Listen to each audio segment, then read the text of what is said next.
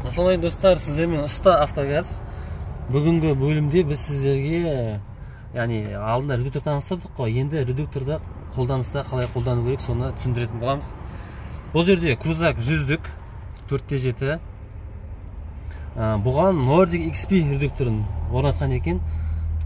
Бұлдан машинада проблема болып тұр, жүргенде қатты газ басқанда, іркейді машина, қатты бір соғады, коробка переключение дұрыс болмаған секілді соғады. Бензинмен ондай жоқ, именно газбен бар.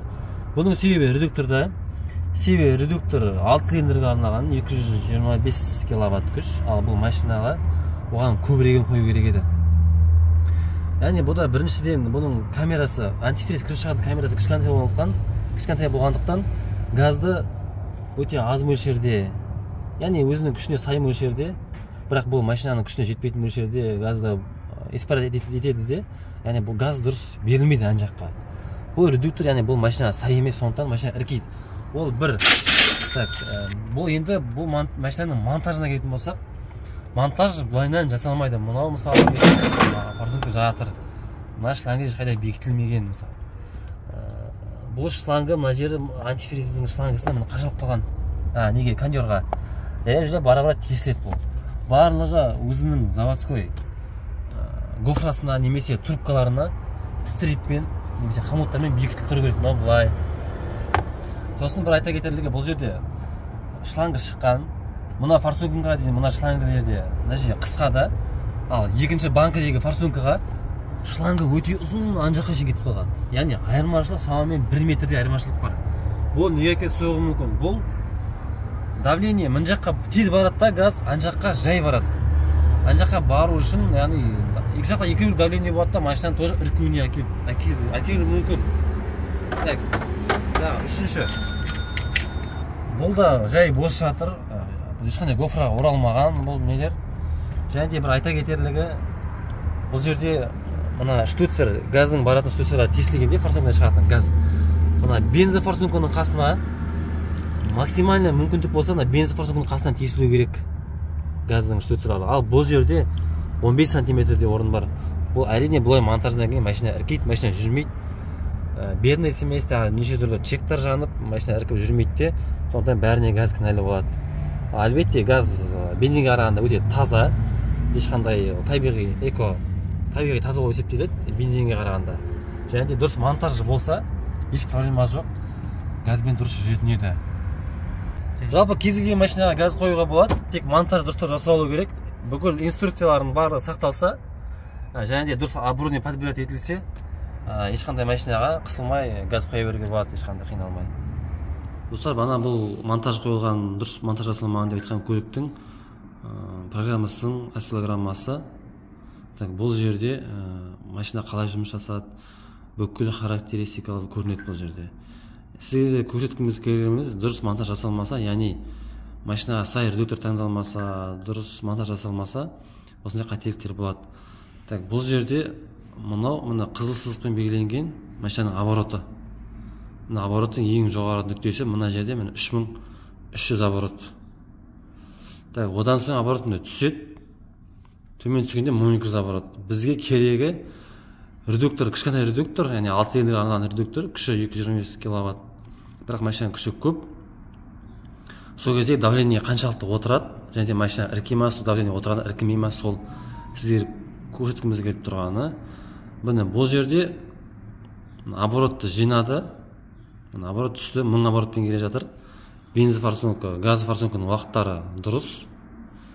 Тек редуктор 71 градусқа қызған, ал газдың температурасы редуктордан шыққан шлангі мен форсункаға дейінгі газдың температурасы 10 градус. Бұл өте төмен.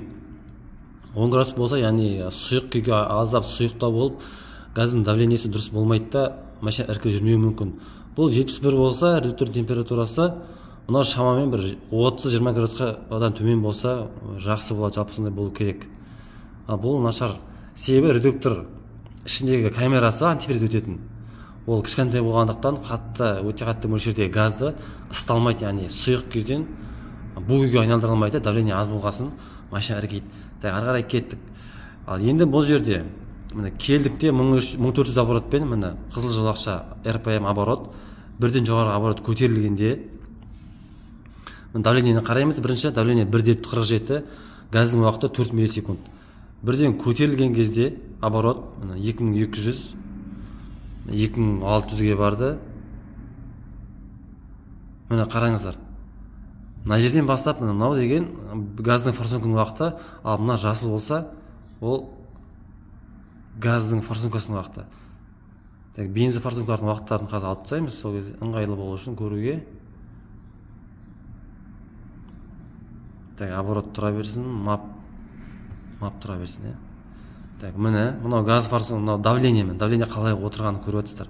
Мына жерде бір қалыпты келатыр, азап секіріп отырып, ал мына жерде түсіп кетті слишком. Қайға түсіп кетті? Оборотты берген кезде жоғары. Газдың оборотты берген сайын газдың өнімділігі жоғары болады да, оборот давление бір қалыпты былай болу керек еді, бір қалыпты. Газды бергенде оборотты. Ал бұл жерде керісінше өте қатты түсіп кетіп тұр, яғни. Оборот мына жерге шамамен 3300 оборотқа барғанда, міне көрдіңіздер ғой. Газ 2 есе түсіп кетті давлениесі 0,80-ге. Ал мына жерде сәйкесінше газдың форсункасы, давление аз болғасын 34 миллисекунд болып кетті. Ал бензиндікі 18-ге алып қойды. Мына газдың форсункалардың уақыты бензин форсункалардың уақытынан жоғарғы оборотта бір 7-8 миллисекундтан әрі аспау керек артықшылығы. Бұл 18 миллисекунд болса, бұл мына жерде 0,84 давление түсіп кетті. Бұл жер деген өте шамалы, яғни газбен дұрыс жұмыс жасамайды. Себебі бензин форсунканың уақыты 18 миллисекунд болғанда, газдың форсункалардың уақыты максимум бір 7-8 миллисекунд болса дұрыс болар еді. Мысалы 18 болса, ана 24-25 болса.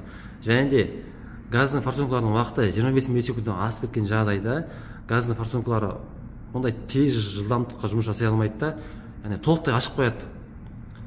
Толықтай ашып қойғасын, ол яғни бір цикл толықтай жұмыс жасай алмайды да, ашып жауап ішіндегі шток. Толықтай ашып қойғасын, газ постоянно утечка болып, машина іркіп басталады. Көйлеріңізде болғанда шығар, жоғары оборот қатты бергенде машина скорость переключать еткен сияқты дүх деп іркейді. Міне ары қарай кеттік.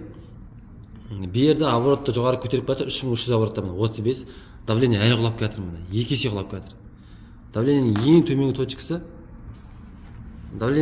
ең төменгі точкасы мына жерде міне 0,73-ге шейін құлады. 0,71-ге дейін құлады тіпті. Ол банағы холостой ходта тұрғанда шамамен 1000 оборотта 1,47 болған, мына жерде 2 есе құлап тұр, давление 2 еседен көп даже. Мына қараңыз, форсунканың уақыты 40-қа шейін болып кетті. Бұл кезде машина іркейді, өте қатты іркейді. Яғни мына жерде бір редуктордың ғана дұрыс редуктор машинаға таңдалмаған, бір редуктор ғана таңдалмағанның себебі мына жерде қаншама ошибка шығып тұр. Бірінші, редуктор қатты ысымай тұр. Себебі ішіндегі антифриздің камерасы кішкентай да, антифриз кіріп шығатын. Сондықтан газды қатты ысытпай тұр. Тек 9 градуста ғана. Бұл тек жазды күні өзі осындай болып тұр. Ал қысты күні бұл минусқа келіп қалады, газдың температурасы машина айырылып қалады газбен. Сосын көп айтады, газ қатып қалды деп. Расында газ қатпайды, оны редуктор ысыталмай жатыр. Екінші, газды қатты ысытпағасын, газдың давлениесі құлап тұр қатты. Жартыға шейін. Ал 0,71-де құлағасын, мына жерде уже газдың айырылуына минимум 0,60 барда газ жоқ деп, яғни шиқылдап сигнал беріп, машина газдан айырылып қалады. Мына жерге 0,10 ғана бар қалып тұр, газдың жоқ деп айтуына. Машинада жалпы негізінен машинада газ полный, газ тұр. Соның өзінде, яғни бір редуктордың кесірінен қаншама машина проблемаға тап боламыз. Сондықтан достар, редуктор таңдаған кезде сіздердің өздеріңіз құқықтарыңыз бар, қарап, қандай редуктор саласың, соның бәрін тексеруге. Сұрақтарыңыз болса, бізге еш қысылмастан беймарал комментарийға жазып, қандай проблемалар бар, соны жіберсеңіздер болады.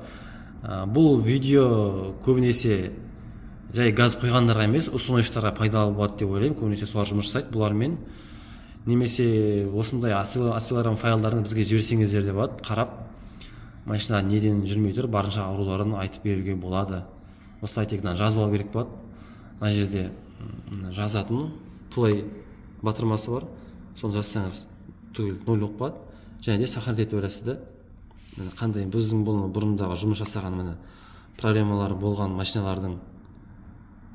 машиналар осы сақтап алып осциллограммасын өзіміз қарап қорытынды шығарып талдау жасаймыз машиналарға. Біздер жазсаңыздар болады алдағы уақытта. Егер де мағлұматтар сіздерге пайдалы болса, бізге жазылып қойыңыздар. Сіздермен бірге ұстафта жаз. Кездескенше.